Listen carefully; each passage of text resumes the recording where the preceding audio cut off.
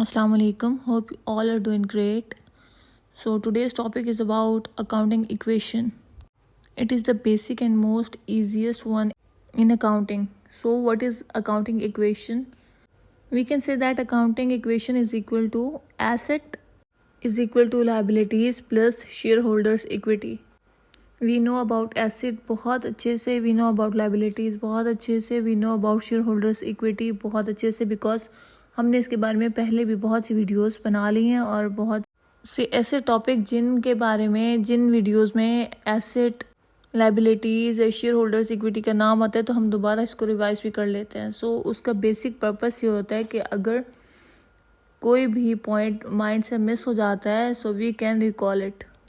सो जो accounting equation होती है वो सेट करती है फाउंडेशन को डबल एंट्री अकाउंटिंग सिस्टम में, because single entry accounting system में इन चीज़ों की कोई वैल्यू नहीं होती, सिंपली हिसाब किताब लिखना होता है. सो डबल एंट्री बुक कीपिंग में, डबल एंट्री अकाउंटिंग सिस्टम में अकाउंटिंग इक्वेशन सेट करती है and highlight the structure of the balance sheet, और जो आपकी बैलेंस शीट बनती है उसका जो स्ट्रक्चर है उसको भी हाईलाइट कर देती है.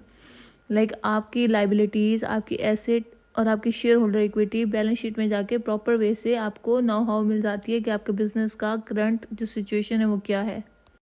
और डबल एंट्री अकाउंटिंग सिस्टम का हमें पता है कि जहाँ पर एटलीस्ट 2 अकाउंट इफ़ेक्ट करते हों, एक अकाउंट डेबिट हो रहा हो और एक अकाउंट क्रेडिट हो रहा हो, तो हम उसको डबल एंट्री अकाउंटिंग सिस्टम बोलते हैं.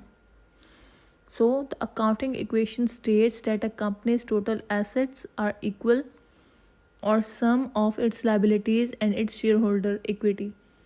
अब ये वही बात है जिसको हमने ऊपर इक्वेशन की सूरत में लिख दिया कि भाई एसेट इक्वल होता है किसके, लाइबिलिटीज़ के और प्लस शेयर होल्डर्स इक्विटी के. अगर हम शेयर होल्डर्स इक्विटी को रिकॉल करें तो ये वो शेयर होल्डर्स इक्विटी रेफ़र करती है किसी भी कंपनी के नेट वर्थ या फिर उसकी जो टोटल डॉलर अमाउंट होती है ना, that would be return to its shareholder. अगर कंपनी क्या हो जाती है, लिक्विडेट हो जाती है, तमाम डेट पे करने के बाद, हर चीज़, हर कर्जा वाजिब अदा करने के बाद जो भी अमाउंट बचती है तो उसको हम ऑनर्स इक्विटी कहते हैं, शेयर होल्डर्स इक्विटी कहते हैं. And you all know about liabilities, because liabilities वो होती हैं जो कर्जे होते हैं जो वाजिब अदा होते हैं, जो कंपनी के ऊपर होते हैं या इंडिविजुअल पर्सन के ऊपर होते हैं, जो किसी ने पे करने होते हैं. डेट्स की सूरत में, अकाउंट रिसीवेबल की अकाउंट पेएबल की सूरत में, तो हम उसको लाइबिलिटीज़ के हेड में लेकर जाते हैं. So this straightforward relationship between asset, liabilities and equity is considered to be the foundation of the double entry accounting system. Main thing is double entry accounting system की foundation consider की जाती है क्या चीज़, यही चीज़ें asset, liabilities and owners equity. इसको हम shareholder equity भी कहते हैं, owner equity भी कहते हैं. अच्छा, डबल एंट्री अकाउंटिंग सिस्टम की अगर हम बात करें तो हमारे पास जो अकाउंटिंग के सॉफ्टवेयर हैं, लाइक अकाउंटिंग सिस्टम है, वो कितने होते हैं? Single entry accounting system, double entry accounting system, manual accounting system और computerised accounting system. Single entry का आप सबको पता है कि उसके अंदर कोई इतना मुश्किल काम नहीं होता, सिर्फ आपको हिसाब किताब लिखना होता है. डबल एंट्री डेबिट क्रेडिट, जहाँ पर 2 चीज़ें, 2 अकाउंट इफेक्ट कर रहे हो.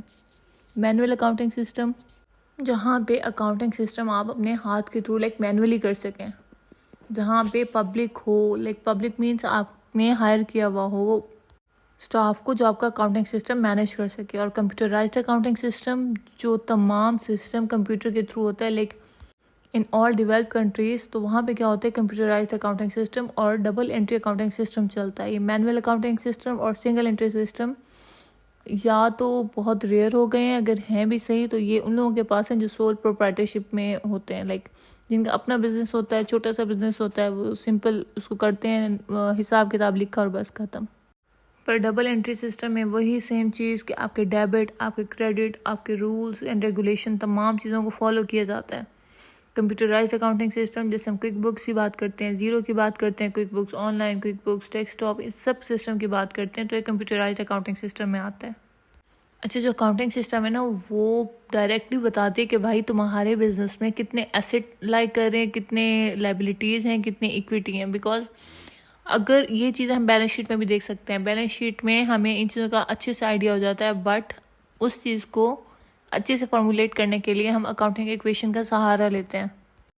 There's simply a clear-cut relationship between a company's liabilities asset and equity, because ये जो होते हैं ना, ये बैकबोन होते हैं थोड़ा double entry accounting system. As I already stated के डबल एंट्री अकाउंटिंग सिस्टम में आपको हर रूल्स एंड रेगुलेशन को फॉलो करना पड़ता है, आपको एक एक चीज़ देखनी पड़ती है, आपको अकाउंटिंग टर्म्स को सोचना पड़ता है।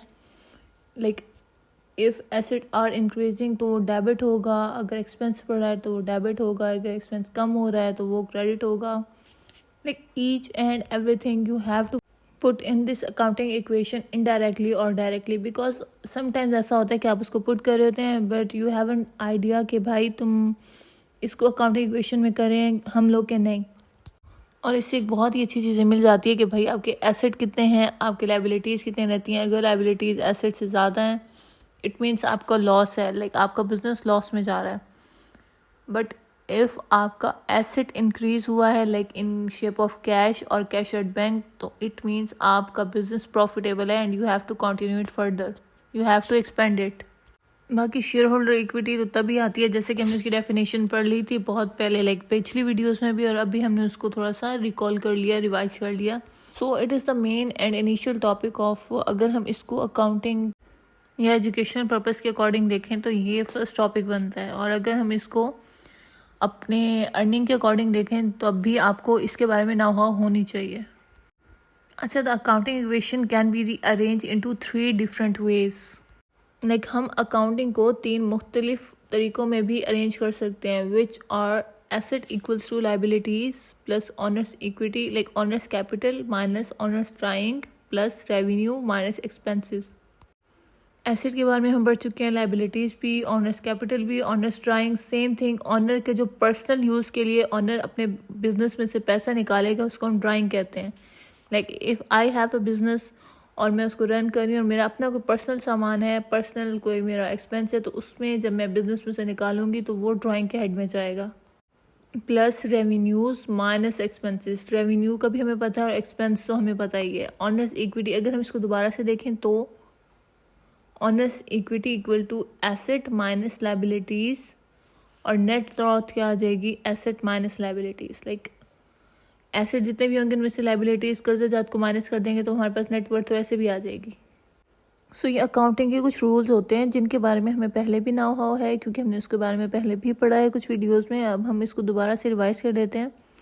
So rule number 1 is debit all expenses and losses and credit all income and gain. हमें पता है कि जब भी कोई क्रेडिट होता है, लाइक इनकम हमारे पास आती है तो हम उसको क्रेडिट कर देते हैं, और जब भी कोई एक्सपेंस एंड लॉस आता है तो हम उसको डेबिट कर देते हैं अगर वो इंक्रीज़ हो रहा है तो। So rule number 2 is debit the receiver credit the giver.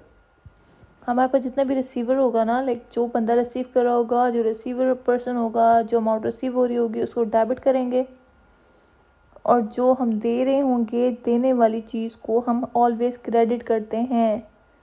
And rule number 3 is debit what comes in credit what goes out. वही घिसी पीटी बातें जो हमें पहले से पता है, वही एक चीज़ को हम बार बार रिकॉल किया करते हैं, वही चीज़ हम रिवाइज किया करते हैं। अगर हमें यही चीज़ें समझ आ गई देन अकाउंटिंग कुछ भी नहीं है। लाइक अकाउंटिंग एक पहाड़ नहीं है, accounting is very easy to understand, very easy to learn, and what is our purpose, that we can earn through accounting while sitting at home. So if we understand accounting basic terms, then it is very easy, very simple to learn and earn through accounting. So the accounting equation is important because it forms the foundation for all financial statement.